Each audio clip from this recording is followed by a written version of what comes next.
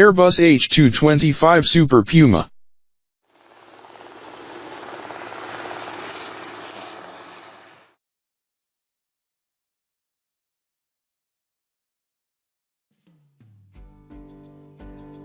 The twin-engined, long-range passenger transport helicopter is the most expensive helicopter in the world.